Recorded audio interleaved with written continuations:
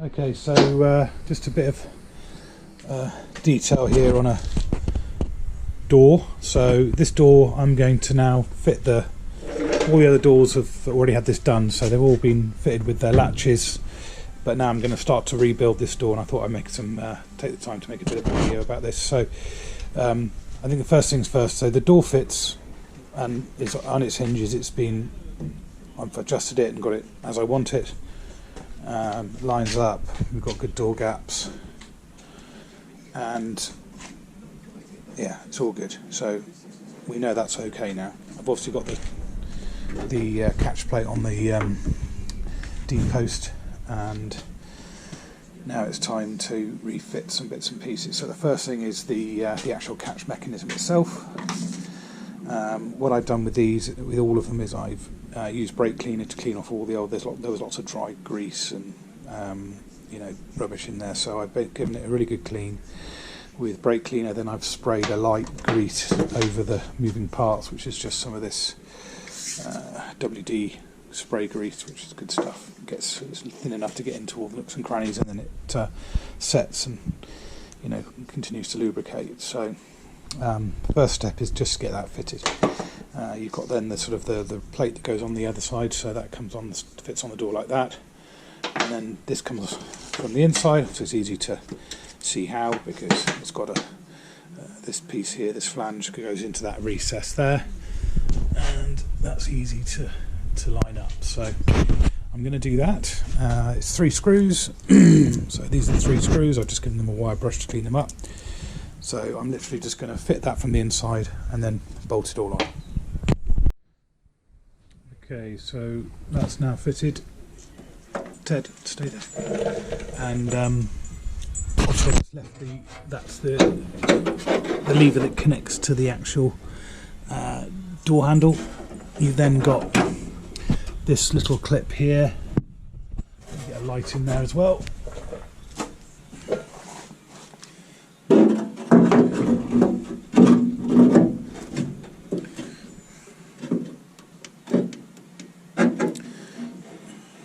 So you've got this little clip here, which clips onto the rod, which on these back doors, obviously the internal lock button is at the front of the door. So you've actually got an L-shaped lever there, and then the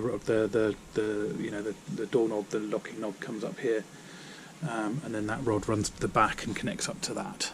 Okay, and then you've got this lever here, which is then connected to the internal door handle there, and that runs across there. So all that's there. I'll just leave that hanging in place. So now I need to check and see the initial kind of door fit. It's probably going to not fit, but we'll see as it closes. Yeah, so the actual catch plate is just lifted up a little bit, actually, because I left the catch plate slightly loose so that can move. That has actually automatically adjusted itself to a certain extent, so I'll just tighten that up a bit now to nip it up. Don't go mad, because you kind of want it to be able to help settle itself in place. So now if I close that,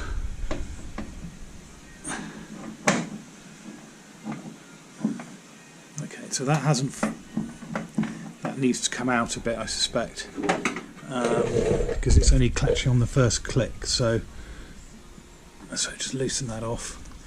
God, I need a third hand.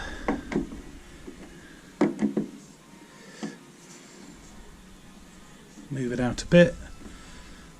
Just nip it up again.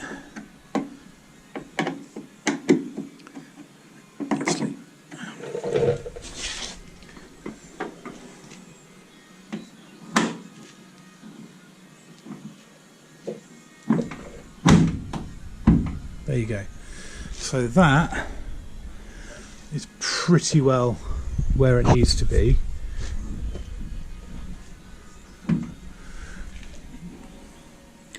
So that's all fairly well lined up there, and it's all lined up here, and it's going to be standing a bit proud at the back, but that seems to be the norm anyway, because the other side's the same. If I have that all the way pushed in, it's kind of starting to sit down below the level of the back wing, so I've got options there. I could look at whether I can twist the top of the door in a little bit on the hinges, which I think I need to anyway, so yeah, so I think I'll help bring that back in a little bit. So so this is where you can still need to do a little bit of adjustment. You can see it as I look down here, this door is about sort of 2mm proud at the top, whereas at the bottom it's flush, so just need to do another little tweak on that. At the moment there's no door seals in here either, because once the door seals go on, obviously it sort of tightens everything up a bit when you close the door, everything's under a bit more pressure. So yeah, so just a little bit of tweak there. I'll give that a go and I'll come back to you. Right, so basically I've just slightly adjusted that. I've pushed the top of the door in a little bit on the hinge there. So now,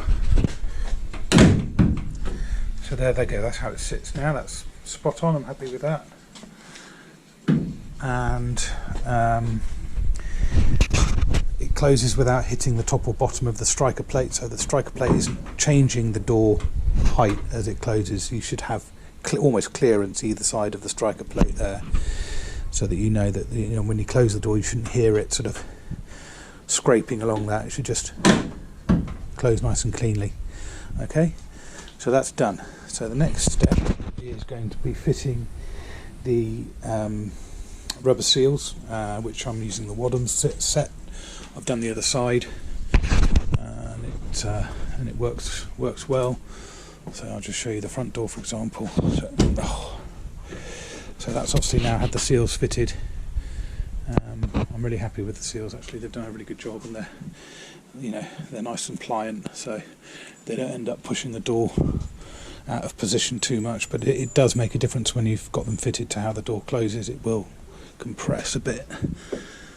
So, but the main thing is when you close it, nice solid thunk and no gaps. So that's what you're looking for.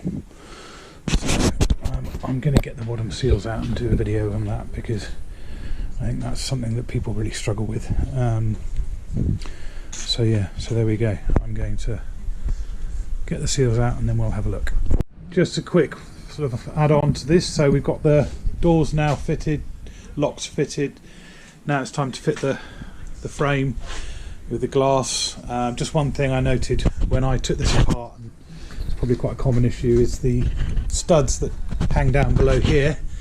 The 3 studs were all rusted on mine and broke and everything else, and they're actually like a sort of captive nut held in place. So I just made some of these up. So I just literally got some nuts and bolts, or screws, whatever, hex screws, and welded a plate and then ground them flat so that I could fit those back into the channel there. And then I'm going to reuse these rubbers because they're okay, but you can't get replacements at the moment, although I think Wadhams are on the case, so hopefully we'll see some soon. So yeah, so I'm just going to start putting this rubber back in place now, and then I can start getting this ready to go back into the door, give it a polish up. Okay guys, so I've done a bit more work here, just preparing the window frame to go back in. I haven't taken the rubbers off yet. I was going to do that as a separate thing. Once it's on the car, I'll take those off and then clean them up because they're pretty nasty. I've reinstated the original rubber seal here purely because there isn't anything else available at the moment, although I believe Wadhams might be in the process of getting some made up, so hopefully they do. Because okay, that's not bad, but it's actually it's not good at all. It's got bits missing out of it, it's got a hole there, and it's definitely seen better days, but I've just put that together. In order to do that, I also fitted the 3 studs I mentioned that I've made up here. I removed the pin here, and that actually rusted in and sort of snapped just in there, and that pin is what holds this piece here, which is effectively your sort of the rail that holds onto the window, the piece of glass. And then that has a pin at the top which goes into the top frame, and then it has this which comes up and it screws up there so that you can get the height of the quarter light correct in the door. There's also a little grub screw there, but that's not going to shift. So mine was rusted in, so I managed to get it out with some heating up that block, and managed to remove the old one, but it was in pieces. So I went down and used my friend's lathe and just made up a couple more. So I've got one here for the other door if I need it, and it's basically just a piece of 1/4" bar. And then I just used the lathe to effectively emulate that and cleaned up the threads, and yeah, that's fine. So that works now. So that's all back together. I've given this a polish. I mean, obviously it's going to get grubby as I put it in, so I mean I've taken the worst of it away, so it'll be easy enough to polish up when it's back on the car.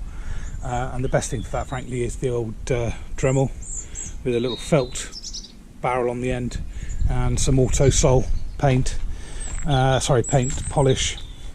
And then obviously once I get this fitted, then there's going to be some shims that go underneath here to set the height correctly, and we can have a look and see how it looks. So that's where I'm at now.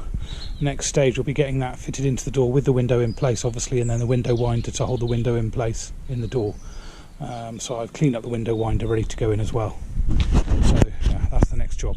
Right, so continuing on, just refitting the window frame, which is over there ready to go on.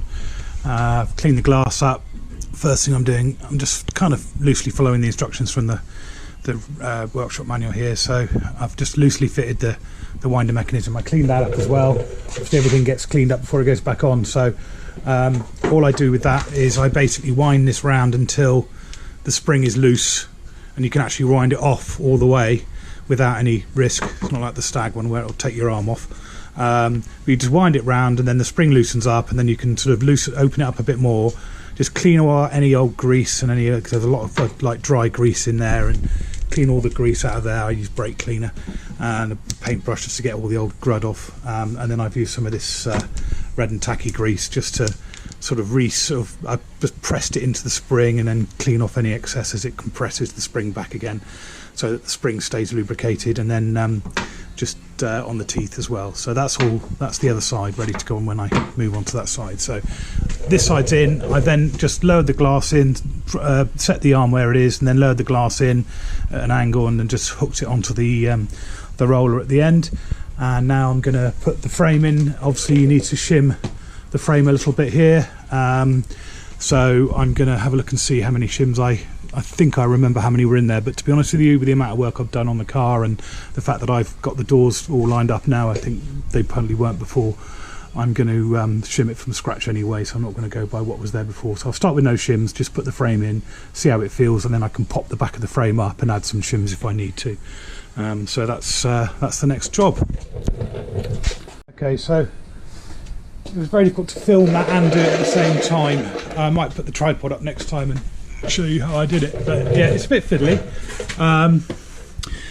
So what I ended up doing was, after I hooked the glass on, which I think I showed you in the last bit, so I got the glass hooked onto the winder, then I wound the glass up pretty much as far as it could go, and then what you end up doing is tilting the glass back so that you can get the foot, this foot here that's at the bottom of that window frame side there. You can get the foot in, and then you need to get the foot down just below the glass. Then you need to sort of tilt it forwards and get the back leg in. You need to fold this out the way, which it does twist out of the way, and then you can sort of put it back in to lock it in place somehow. Yeah, so that then gets out the way, and then you just have to feed it down until obviously you've got this screw here that holds the frame that goes through that hole there, and then everything suddenly sort of just drops down into place. So we're now back where we need to be. The window is working well. I can just wind that up there. Oh, obviously don't want to go too far. Right, so with the window there, you can see here we've obviously got the need to pack this out. I mean, the main reason you pack it out is because this bracket here obviously holds these screws, creates a gap between the screws, and you want to pack it before you tighten it down, because otherwise you're just going to end up pulling the plate underneath. But as it sits there now, it looks fine. So I think what I'm going to do is just fit the packers, and then just sort of nip it up. It'll be easy to get, actually. Even when it's nipped up, you'll still be able to loosen things off and fit more packers if you need to. So I'm just going to get the packers in there now, and then we're good to go. And then yeah, all those screws are poking through. I just need to get the angle bracket at the bottom there. So you've obviously got an angle bracket that goes onto those 2 screws there and screws into the cross member there, and then 2 not very easy to reach screws in there, but everything's lined up. Looks like it's going to work, so that's good news. So I can start to in a minute I'm going to close the door and see how the front of the, well, let's have a look now. So just see where things are. Obviously it's all a bit loose at the moment, but hopefully get a feel for how things look. Okay, not too bad.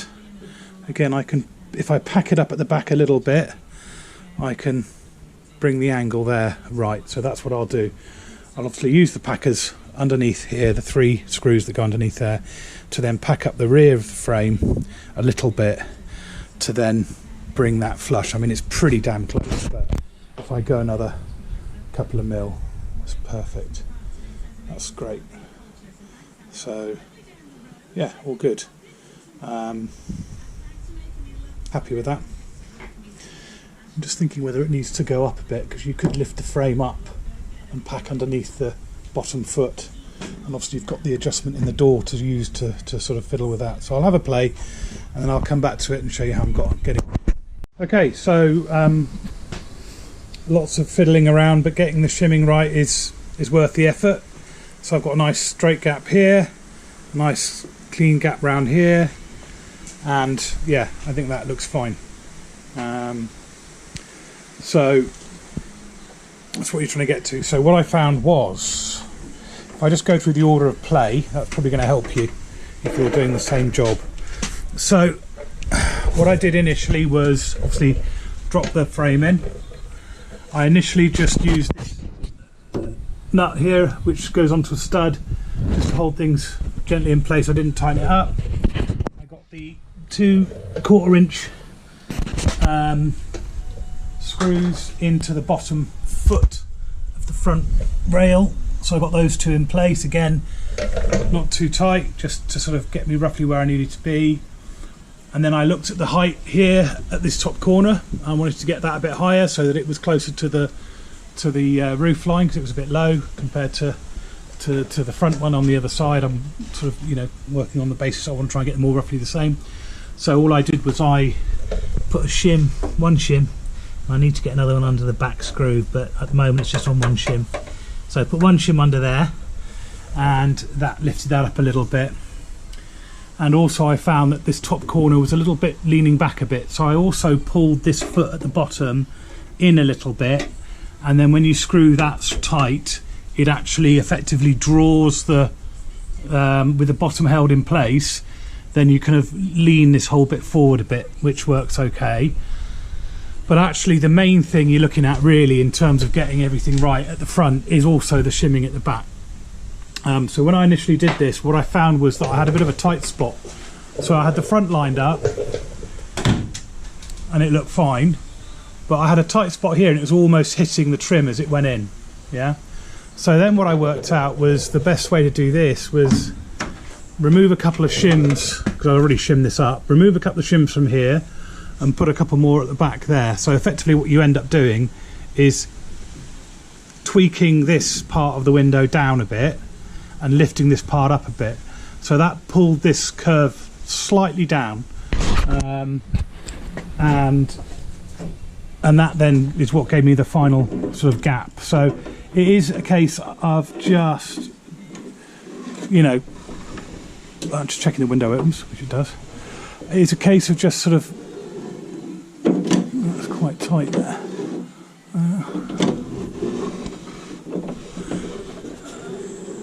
That's all right. It is a case of just kind of tweaking and trying different things until you get the right effect at the end. And yeah, I'm happy with that. So that looks good. So I'm going to just finish tightening them up. I haven't even put in this bracket yet, but that's fine because that bracket's fully adjustable and you can just line that up and just bolt everything in place. As far as I'm concerned, that's fine. So so that bottom L bracket will just go in like so. No, it's the other one. So I'll just go in there and Again, no bloody light.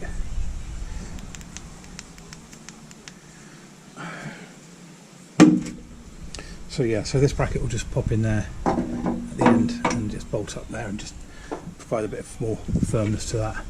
I am going to have a little play with the window because it does feel a bit tight at the top, so it may just be a case of tweaking things a bit more, or you've got some movement backwards and forwards, left to right, in and out. There's lots of movement, so there's lots of opportunity to get this right. It is just time, fiddling, and yeah, and just, you know, enjoying the experience. Okay, so I've mounted up the rest of the stuff. I have got a slightly scrapey door winder, but the more I use it, the more it's freeing up. So I think that'll be okay. It's nice and easy to use. So yeah, there you go. So I fitted the door lock, internal door lock. So that's this mechanism here. You've basically got a L crank there. The rod then comes across here and goes into that. I do need to grab a cut. I've ordered a couple of clips just to put those in there, so I've got a couple of those coming. I've also just loosely got the door handle here fitted, so I just need to screw that in. That's clipped on here with this little spring clip. So that's pretty much it for installing all the hardware.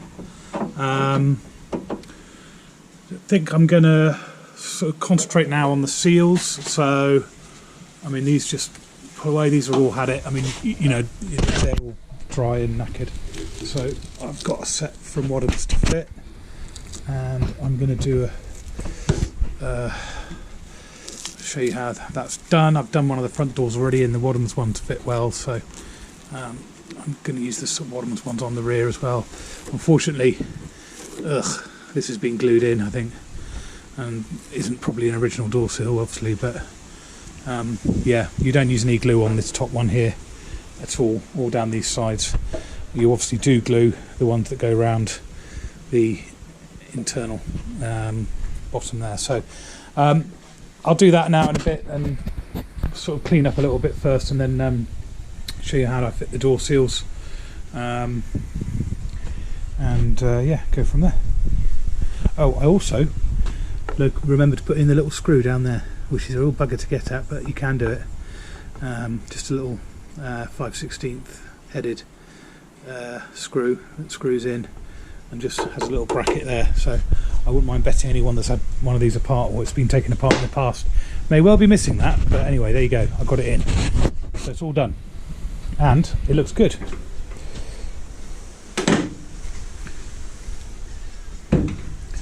So you've got a nice gap all the way around, lines up at the front. Yeah, happy with that.